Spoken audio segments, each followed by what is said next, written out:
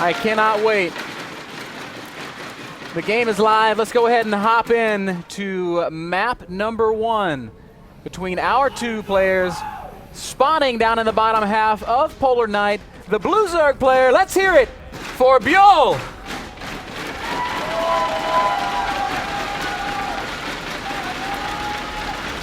I think we went too fast there, man.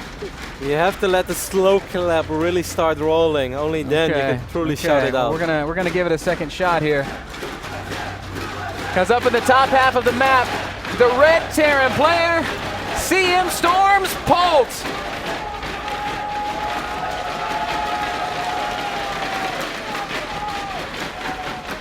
I think we have to give a big shout out as well to our awesome audience. Even a couple of people on Twitter reached out and said, let the audience know that they are awesome. So guys, you are pretty damn awesome.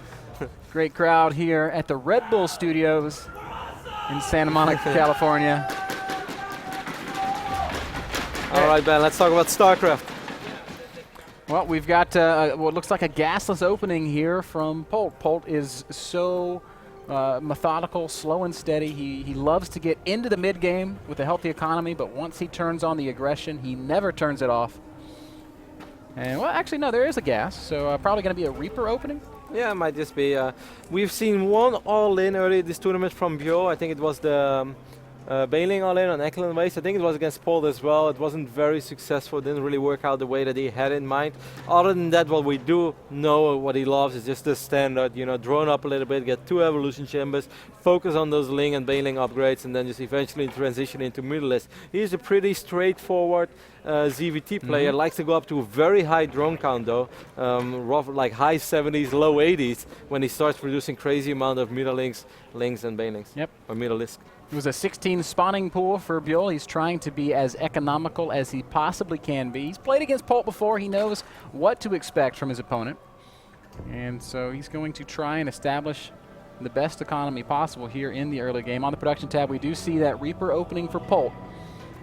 Reaper's going to try to give him as much information as possible. Polt will definitely be expanding behind it. We already see the SCV moving out to the low ground, where he will be dropping that command center.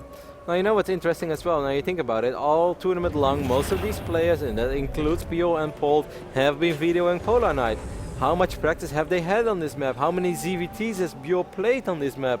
That's something that we can definitely be mindful of, and I kind of wonder if that's going to have an influence in this, in the way he wants to play this. Oh, Byul making 6 Zerglings early on. That is very interesting. I think he's hoping to put some pressure on this building command center. We'll see if they're able to cross the map in time. First Reaper is, no, actually those Lings of course are to chase away this Reaper.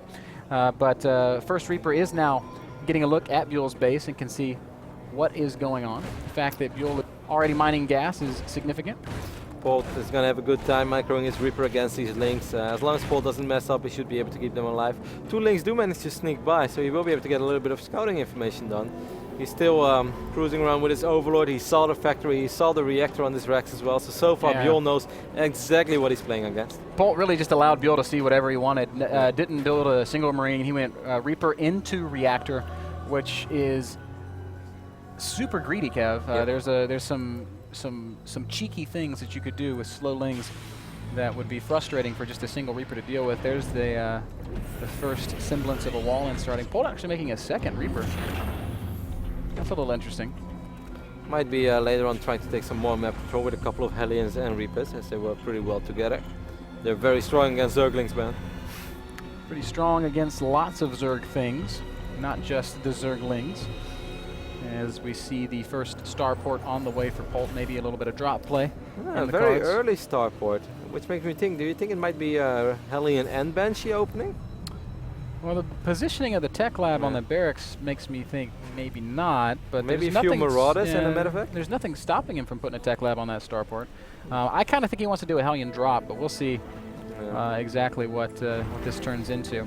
Against 2-base Byul is going to be hard to make it do a crazy amount of damage. He's actually going to open up with a Viking first. That's cool. So he's just going to, you know, we talked about all the airspace that exists around just around this map in general, and the Viking is going to make it very frustrating for Byul. It's going to take out all of his vision, and that will open up the mid game for Polt. We know he loves to drop in the mid game.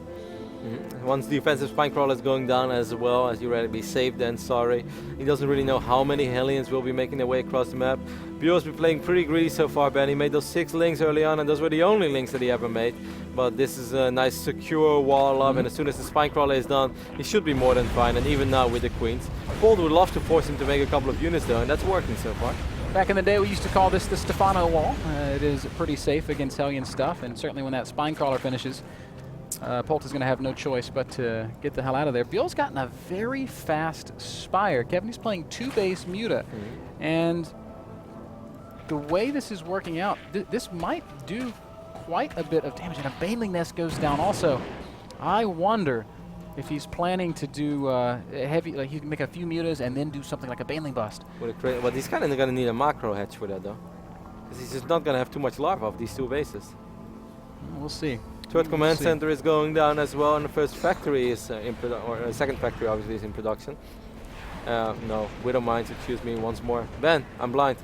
Overseer just flies through the main base of Polt to see exactly what's going on. More Lings in production. There's that 3rd hatchery, and it is at the 3rd base, so it doesn't look like Byul is thinking crazy all in as a great Zergling surround on these Hellions. They're going to take the eyes away from Polt. That eliminates all of his map control. That is a very painful loss for our Terran player. Byul waited a long time with the first engagement on these Hellions, but the moment he committed to it, he was able to pick all of them off except one of them.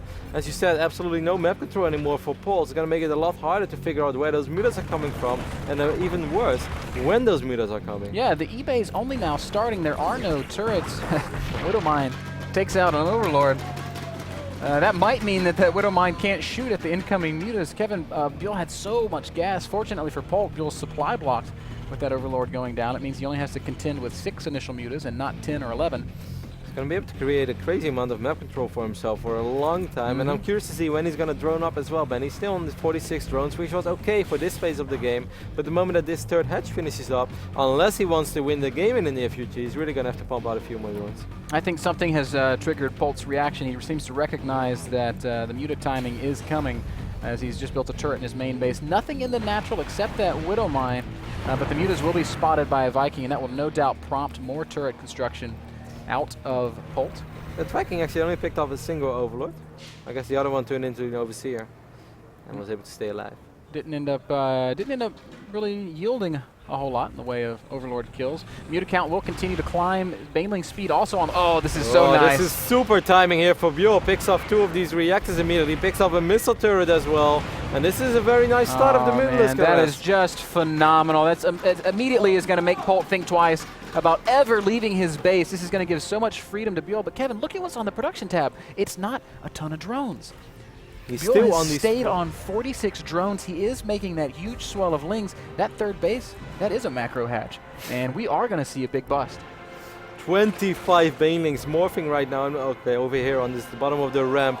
That's a lot of Banelings, man. Oh, man, and this is so incredibly, just an absolutely critical moment. Look what Byul's doing. He is very intelligently looking around with an Overseer and his mutas for Widow Mines, because he knows the Widow Mine will be key to defending this all in. And the mutas have found 1, 2, 3 Widow Mine kills. Excellently done.